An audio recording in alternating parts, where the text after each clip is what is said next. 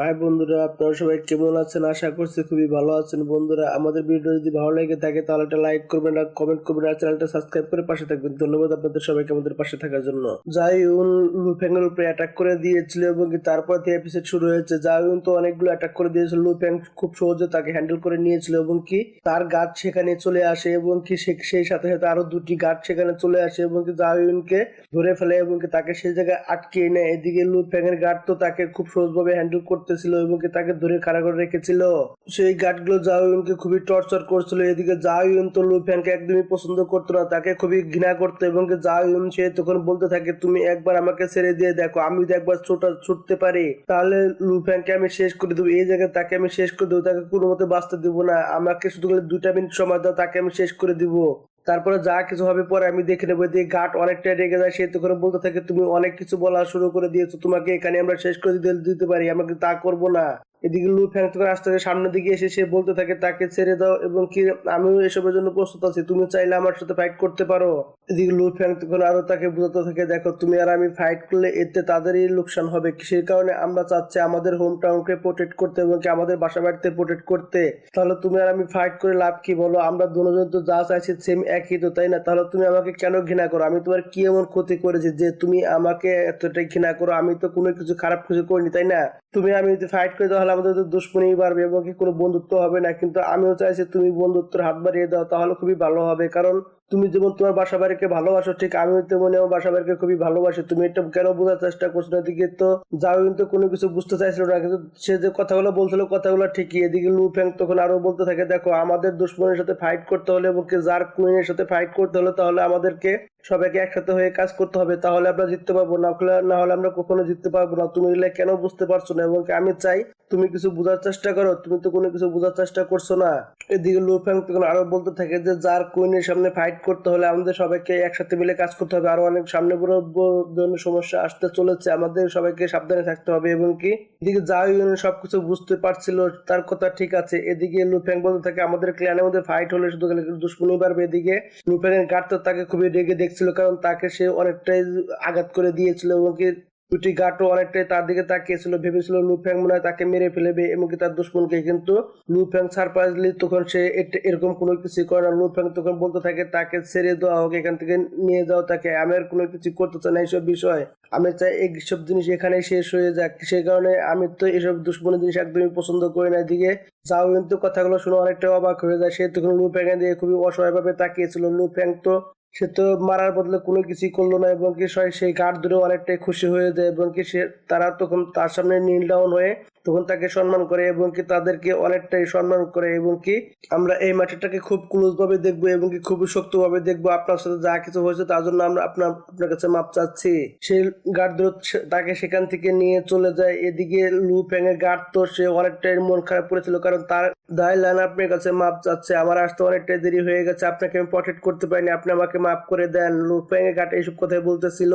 লুফ্যাং এর গার্ড ভাবতেছিল আমার কারণে আমার বস আঘাত পেয়েছে, কারণ সে আসতে দেরি করে ফেলেছে, এই কারণে সে অনেকটা আঘাত পেয়েছিল। কিন্তু লুফ্যাং এইসব জিনিস করতে একদমই মানা করে, বলতে থাকে, তুমি এসব জিনিস বন্ধ করো, আমার কোনো কিছু হয়নি, আমি ঠিক আছি। তুমি নিজেকে কখনোই দোষারোপ করবে না, কারণ তুমি আসতে একটু দেরি করেছো, এটাতে কোনো কিছু হয়নি, আমি পুরোপুরি ঠিক আছি।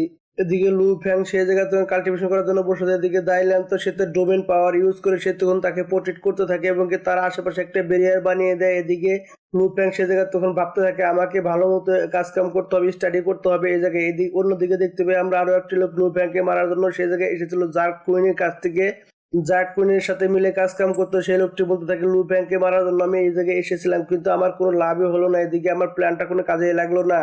কখনো লুফ্যাংকে মারা খুবই কষ্ট হয়ে যাবে, কারণ লুফ্যাং এর বডিগার্ড এই জায়গায় চলে এসেছে, আমাকে অন্য কোনো প্ল্যান বানাতে হবে, খুব শক্তিশালী প্ল্যান একটা করতে হবে, যে করে হোক না কেন। তখন সেই লোকটি এসব কথা বলে সে তখন আস্তে আস্তে পিছন দিকে সরে যায় এবং সরে গিয়ে সে তখন অন্য একটা প্ল্যানের কথা ভাবতে থাকে। এদিকে লুফ্যাং তো বসে বসে ক্যালকুলেশন করছিল এবং গোল্ড ট্যাক্সও যে আমি নিয়ে এসেছি এটা অনেকটাই পাওয়ারফুল ছিল, আগের দিনেকার মাস্টারের ভিতর থেকে অনেকটাই পাওয়ারফুল ছিল এবং এটাকে আমার বুঝতে হবে যে করে হোক না কেন। এটি একটি বিস্ট কোড, বুঝতে পারো অনেকটা সময় লাগলে, এটাকে খুব ভালো করে আমার স্টাডি করতে হবে এবং ভালো করে এটা পাওয়ারটা বুঝতে পারলে তাহলে আমার জন্য অনেকটাই ভালো হয়ে যাবে। এই স্কোয়াড্রনের সাথে এটার সাথে কিছু না কিছু সম্পর্ক অবশ্যই আছে, এটাকে বুঝতে আমার অনেকটাই পরিশ্রম করতে হবে, না হলে আমি কখনো এটা বুঝতে পারবো না, আমাকে অনেক কিছু করতে হবে। লু ফ্যাং তখন তার মাইনের পাওয়ার ইউজ করতে থাকে এবং কি সে তখন বলতে থাকে একটি সুপ্রিম বিং এই জিনিসগুলো বানিয়েছিল অনেকটাই পাওয়ারফুল হয়ে থাকে। লু ফ্যাং তখন সে পুরাটাকে পুরাপুরি স্ক্যান করতে থাকে এবং কি সে তখন দেখতে পায় সেই জায়গায় 90,000-এরও বেশি স্কেলেটনের মতো জিনিস পাওয়া গিয়েছে এবং কি সে জায়গায় কিছু টেক্সচার আছে, সেই টেক্সচারগুলোকে ভালোভাবে বুঝতে হবে এবং কি ল স্পেস টাইমের সাথে মিলে যাচ্ছে এবং কি এটাকে বুঝতে গেলে আরো অনেক পরিশ্রম করতে হবে। এটা অনেকটাই মিস্টেরিয়াস, যা যেরকমটা আমি ভেবেছিলাম তার থেকে অনেকটাই বেশি। লু ফ্যাং তখন ভাবতে থাকে আমি তো এটা একটা মিস্টেরিয়াস জিনিসটা আমি একলা কখনো সলভ করতে পারবো না, এদিকে আমাকে অন্য কারো সাহায্য নিতে হবে। তখন লু ফ্যাং তখন তার গোল্ডেন হর্ন বেহাবুদের কথা ভাবতে থাকে এবং কি তাকে তখন সেই জায়গায় আনার কথা ভাবতে থাকে, কারণ সে একলা এটাকে কোনোদিনও পারবে না। গোল্ডেন হর্ন বেহাবুদকে সে তখন বাইরে নিয়ে আসে এবং কি দুজন মিলে তখন সেটাকে, গোল্ডেন হর্ন বেহাবুদ ছিল সে ময়েশ্চারটি ছিল অনেক পুরানো, সে তো এসব বিষয়ে অনেক কিছু জানতো এবং কি সেই গোল্ডেন হর্ন বেহাবুদ ময়েশ্চারটি তখন এক এক করে সেটাকে কাপ করার চেষ্টা করে এবং সেটাকে বোঝার চেষ্টা করে। যতই বোঝার চেষ্টা করছিল তার উপরে প্রেশারটা অনেকটাই বেশি পড়ছিল, সে এমনটা অবাক হয়ে গিয়েছিল এইসব জিনিস দেখে। গোল্ডেন বেহাবুদ সে থামে না এবং সে বারবার কাপ করার চেষ্টা করছিল এবং কি সে তখন সেটাকে বোঝার চেষ্টা করছিল, কিন্তু কিছুটা সে বুঝে ফেলে এবং কি কিছু থেকে কিছুটা হালকা পাওয়ার এর সে অ্যানালাইসিস করতে পারে এবং কি সে অনেক পরিশ্রম করতে থাকে এবং সে অনেকটাই গোল্ডেন হর্নের বেহাবুদ তো সে তো একের পর এক কার্পিং করা শুরু করে দিয়ে কিছু পাওয়ার বুঝতে পেরে যায় এবং কি সেখানে তখন লু ফ্যাং বলতে থাকে বা কিছুটা পাওয়ার আমরা বুঝতে পেরে গেছি এবং কি কার্পিং এদিকে মুশাকলেনের সে আর্মারটা সহ এবং কি সে সহযোগিতা করতে থাকে, এদিকে কিছুটা পাওয়ার বুঝতে পারার কারণে তাদের অনেকটাই খুশি হচ্ছিল এবং কি গোল্ডেন হর্ন বেহাবুদ তো অনেকটাই পরিশ্রম করছিল, সে তো অনেকটাই গোল্ডেন হর্ন বেহাবুদ তো অনেকটা হরান হয়ে গিয়েছিল, কারণ সে তো একের পর এক সে পরিশ্রম করার তালে আছে, এখন সে অনেকটা হরান হয়ে গিয়েছিল। সে তো তারপরেও সে অনেকটাই পরিশ্রম করছিল, সে সেটাকে বোঝার চেষ্টা করছিল, কিন্তু এদিকে কিছুটা তারা কপি করার কারণে এদিকে বাবাটাও তখন সেই জায়গায় চলে আসে এবং কি তারা এসে দেখতে পায় কিছুটা তারা সে কপি করতে পেরেছে, সেই পাওয়ারটা অনেকটাই বাইরে চলে আসছিল, অনেক কিছু বোঝা যাচ্ছিল সেই জায়গায়। ল অফ স্পেসের পাওয়ারগুলো তারা অনেকটাই বুঝতে পেরে গিয়েছিল। এদিকে গোল্ডেন হর্ন বেহাবুদ তো কিছুক্ষণ রেস্ট নিয়ে সে তখন আবারও সে কার্পিং করা শুরু করে দেয় এবং কি সে এদিকে বাবাটা উড়ে যাচ্ছিল পিছন থেকে, বাবাটা তখন লু ফ্যাংকে ধরে রাখে। বাবাটা অনেকটা খুশি হয়েছিল, তারা কিছুটা পাওয়ার কপি করতে পেরেছিল। বাবাটা তখন লু ফ্যাংকে ডেকে বলতে থাকে লু ফ্যাং তুমি পিছন দিকে তাকে একটু দেখো। এদিকে লু ফ্যাং তো তখন পিছন দিকে তাকিয়ে দেখতে পায় তারা অনেকটা কার্পিং অনেকটাই করে ফেলেছিল, কিন্তু অনেকটাই বাকি ছিল এখনো। এদিকে গোল্ডেন হর্ন বেহাবুদ তো অনেকটাই পাওয়ার অ্যাবজর্ব করতেছিল, এদিকে লু ফ্যাং অনেকটাই খুশি হয়ে যায় কার্পিং করা দেখে। তারা অনেকটাই কার্পিং করে নিয়েছিল, অনেকটাই কপি করেছিল তারা। এসব যেহেতু হয়েই গিয়েছে তাহলে আমার আরো একটা কাজ বাকি আছে, সেই কাজটা করতে হবে। 10,000 সোল কন্ট্রোল টেকনিকটা আমাকে পুরোপুরি মাস্টার করতে হবে, যার কুইন মাদারকে আমাকে কন্ট্রোল করতে হবে, তাহলে আমি এই ব্যাটেলে জিততে পারবো, না হলে কখনোই আমি জিততে পারবো না। বাবাদা তখন বলতে থাকে তোমাকে এই টেকনিকটা শেখার জন্য তোমাকে প্রথম কন্ট্রোল করতে হবে 3rd level 10,000 soul control technique তোমাকে আগে শিখতে হবে। 100 স্টার রিয়ালামকে তোমাকে আগে বুঝতে হবে, তারপরে তুমি পারবে, এছাড়া পারবে না।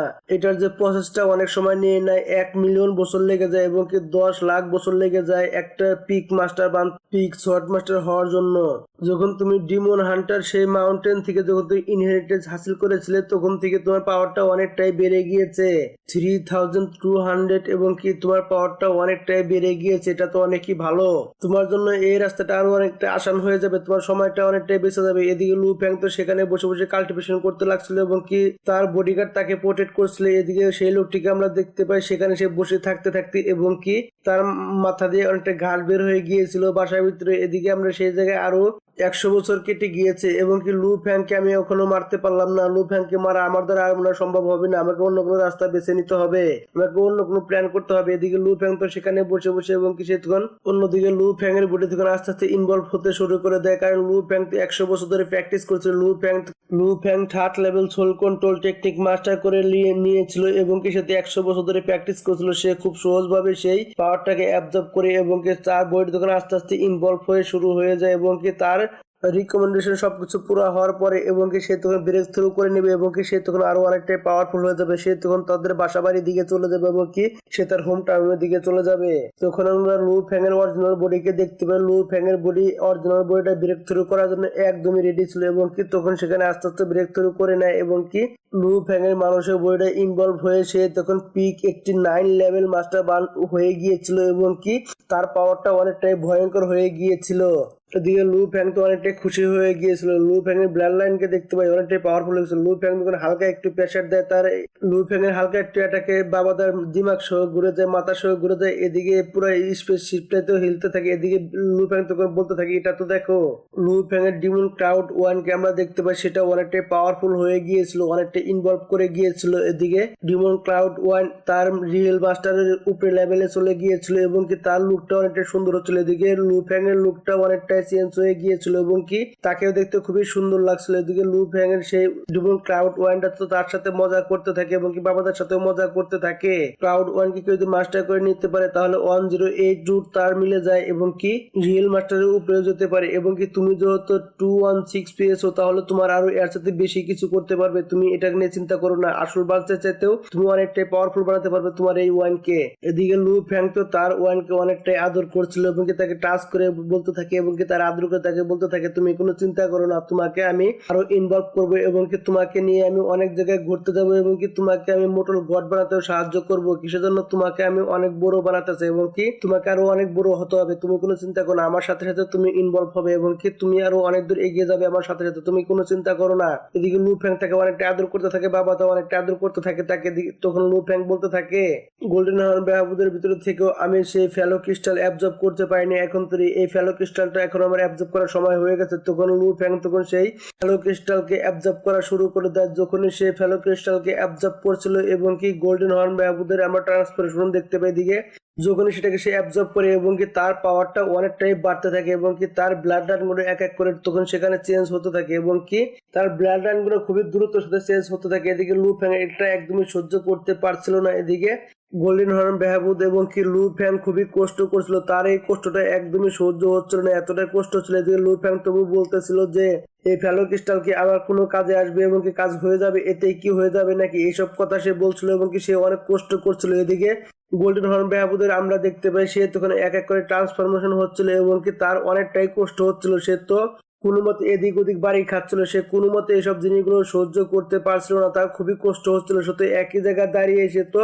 তার কষ্টগুলো কোনো মতো সহ্য করার চেষ্টা করছিল। সে তার নিজের কনসিয়াসনেস হারাচ্ছিল এবং কি তার কনসিয়াসনেস ঠিক ছিল না এবং কি সে তখন খুবই কষ্ট করছিল। সে তো কোনো মতে তার ব্লাড লাইন গুলো ফ্যালো ক্রিস্টালের সাথে অ্যাবজর্ব হচ্ছিল এবং কি তার পুরো ফ্যালো ক্রিস্টাল এবং কি তার ব্লাড লাইন সবই মরজ হচ্ছিল। এদিকে বাবা তখন বলতে থাকে, লু ফ্যাং তুমি আর একটু ধৈর্য ধরো, তোমার এই কষ্টগুলো সহ্য করতে হবে, না হলে তুমি কখনো ইনভলভ করতে পারবে না, তোমাকে ইনভলভ করতে হলে তোমাকে অবশ্যই কষ্ট করতে হবে। এদিকে আমরা দেখতে পাই সেই জায়গায় গোল্ডেন হর্ন বাহুদ তার পাওয়ার ইউজ করতে থাকে এবং কি সেই তখন ক্রিস্টালটি অ্যাবজর্ব করে নেয়, তখন তার পাওয়ারটা অনেকটাই বেড়ে যায়, সে তখন অনেকটাই ইনভলভ হয়ে যায়, তখন তার পাওয়ারটা অনেকটাই বেড়ে যায় যা বলার বাইরে। গোল্ডেন হর্ন বাহুদ তো অনেকটাই খুশি হয়ে যায়, তখন সে অনেকটা খুশি কারণে অনেক জোরে জোরে চিল্লাতে থাকে এবং কি তার পাওয়ার সে তখন চেক করতে থাকে এবং কি গোল্ডেন হর্ন বাহুদ যখনই মাটিতে তার হাত মারে এবং অনেক পাওয়ারফুল তিনটা স্ল্যাশ এক ছুটতে যায়। এদিকে লু ফ্যাং তখন অনেক কষ্ট করছিল, এদিকে বাবা তখন তাকে সান্ত্বনা করতে থাকে। এদিকে লু ফ্যাং তখন শান্ত হয়ে যায়, সে তখন বলতে থাকে, আবা আমি অনেকটাই পাওয়ার দেখতে পাচ্ছি, অনেকটাই পাওয়ার বেড়ে গিয়েছে, আমি যদি দুইটা পাওয়ারই একসাথে করি তাহলে অনেকটাই আমি পাওয়ারফুল হয়ে যাবো এবং কি 110-এর ভিতর 10ই পাবো এবং কি আমি অনেকটাই শক্তিশালী হয়ে যাব, আমার ওখানে কোনো চিন্তা করতে হবে না। এদিকে লু ফ্যাং এর বাসা বাড়ির দিকে আস্তে আস্তে যেতে থাকে। এদিকে লু ফ্যাং এর গার্ড তখন বলতে থাকে, মাস্টার আমরা আমাদের ক্ল্যানের দিকে চলে এসেছি এবং কি লু ফ্যাং বলতে থাকে, কি সুন্দর ক্ল্যানটা, আমাদের দেখতে সেই সুন্দর লাগছে আমাদের দেশটা এবং কি এখানে 100 বছর আগে অনেক বড় একটা সমস্যা হয়েছিল এবং অনেক কিছু তাবা হয়ে গিয়েছিল, এবার আমি এরকম তাবা কিছুতে হতে দিব না, আমি থাকতে কখনো এটা হতে পারে না। আমরা অন্যদিকে দেখতে পাই যার কুইনে সেখান থেকে অনেকগুলো বিষাক্ত গ্যাস বেরোচ্ছিল, সেখানে যে পশু পাখিগুলো যাচ্ছিল সবকিছু মরে যাচ্ছিল, তারা কোনো কিছু বেঁচে ছিল না। এদিকে লু ফ্যাং সরাসরি সেই জায়গা চলে আসে এবং কি সেখানে অনেকগুলো গার্ড দেখতে পাই এবং কি মাস্টার লি শ্যান এবং কি সবাই সেই জায়গা ছিল এবং কি লু ফ্যাং এর বউ সেই জায়গায় ছিল এবং কি সবাই তারা চিন্তিত ছিল। এদিকে লু ফ্যাং সেই জায়গায় তখন চলে আসে তার গার্ডকে নিয়ে। এদিকে লু ফ্যাং সেই জায়গায় এসে ভালো মতো সেই জায়গাটাকে চেক করতে থাকে, এত বিষাক্ত গ্যাস কেন ছড়াচ্ছে। এদিকে লু ফ্যাং তখন সেই জায়গা চেক করতে থাকে। এদিকে লু ফ্যাং তখন তাদের ফ্যামিলি থেকে কাছে যায় এবং তার বোর কাছে গিয়ে তখন তাকে বলতে থাকে, এদিকে লি শ্যান তখন বলতে থাকে, ভাই তুমি কিছু করতে পারবে না, আমরা এখানে খুবই সমস্যার ভিতরে আছে।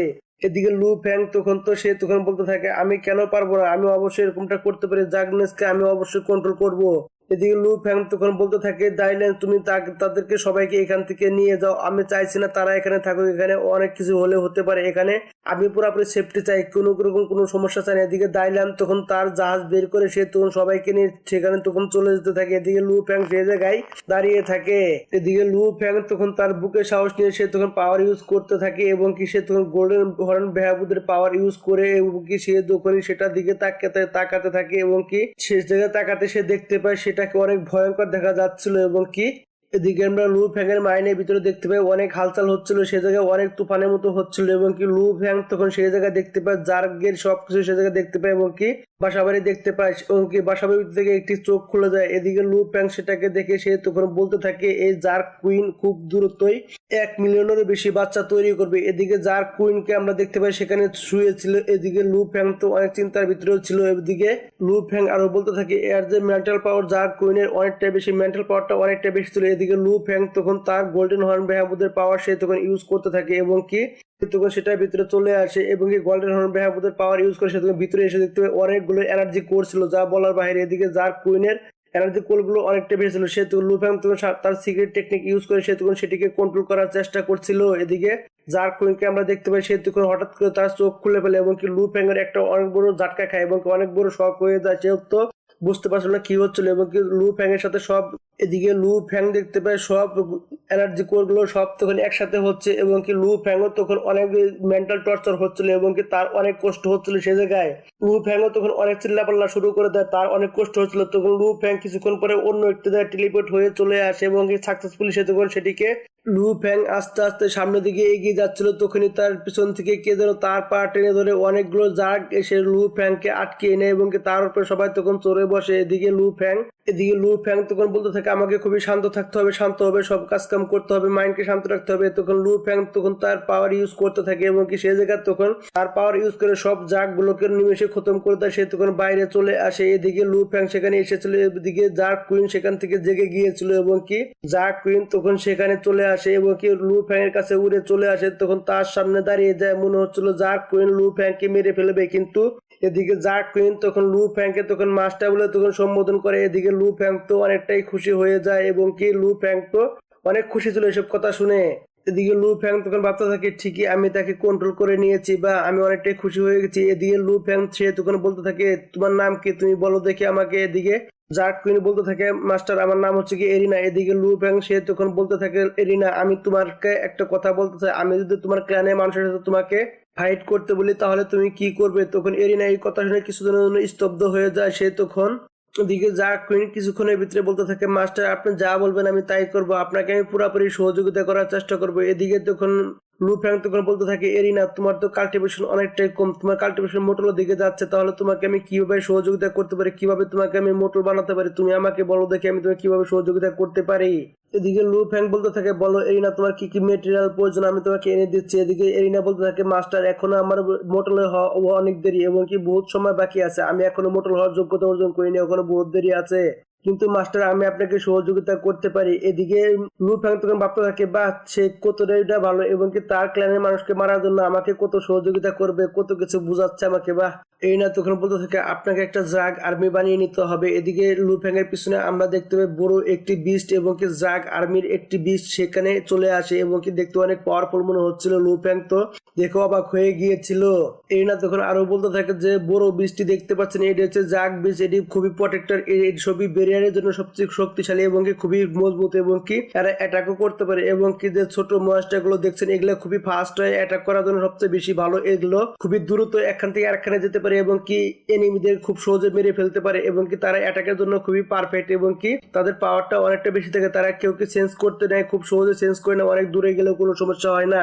এই না তখন আরো বলতে থাকে এই জাগ গুলো ফাইটের জন্য খুবই ভালো এবং কি খুবই স্কিলফুল এবং কি খুবই তারা দ্রুত ফাস্ট অ্যাটাক করতে পারে, তাদের জন্য খুবই ভালো হয় এবং কি লু ফ্যাং তো শুনে অনেকটা খুশি হয়ে যায়। লু ফ্যাং তখন বলতে থাকে তুমি বলো তো তোমাদের তো কিছু খাওয়ার প্রয়োজন আছে তাই না, এবং কি মানুষের জন্য এবং খাবার দেওয়ার তোমাদের জন্য তো কিছু প্রয়োজন পড়ে, তাদের ইনভলভ করার জন্য খাওয়ানোর জন্য কি প্রয়োজন পড়ে বলো দেখি। এটার তিনটা পদ্ধতি আছে। প্রথম হচ্ছে কসমিক গোল্ড যদি এটাকে খাওয়ানো হয় তাহলে খুবই পাওয়ারফুল হয়ে যাবে। দ্বিতীয় পদ্ধতি হচ্ছে কোনো মেটাল এবং কি লোহার কোনো জিনিস ফিনিশ খেতে দিলে তাহলে অনেকটাই পাওয়ারফুল হয়ে যাবে এবং কি কোনো মনস্টারের ব্লাড লাইন দিলে তাহলে তারাও ইনভলভ করে যাবে, এটাই হচ্ছে তার পদ্ধতি এবং কি এবং কি র মেটেরিয়াল এবং কি তখনই লুফ্যাং এর উপরে কিছু এসে পড়ে যায় এবং কি এটা বলতে থাকে জার্কে কপ, এটাকে বলা হয়। মাস্টার আপনি যদি এই জার্ক কপ গুলো ইউজ করেন এবং কি আপনার জন্য খুবই ফায়দামান হবে এবং কি খুবই ভালো হবে এবং কি আপনাদের রিসাইকেল করে আপনি যদি এটাকে ব্যবহার করেন এবং কি মেটাল গুলো যদি ব্যবহার করেন, মাস্টার আমি আপনাকে সাজেস্ট করবো আপনি জার্ক কপ গুলো খুবই কম দামে কিনে আপনি রিসাইকেল করে আপনি ব্যবহার করতে পারবেন, তাহলে আমাদের খুবই ভালো হবে এবং কি আপনি খুবই সহজভাবে এগুলোকে ব্যবহার করতে পারবেন, তাহলে আপনি খুবই ভালো হবে। এবং কি লুফ্যাং তখন খুশি হয়ে যায় সব কথা শুনে।